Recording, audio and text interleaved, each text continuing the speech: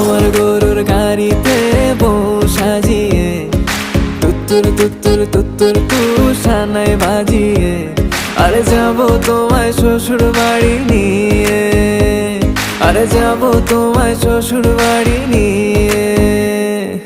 তোমার ভাঙা গাড়িতে আমি যাব না, কারো ঘরের ঘরনি আমি হব না, করব না তো কোনোদিনও বিয়ে। আরে যাবো তোমায় শ্বশুর বাড়ি নিয়ে।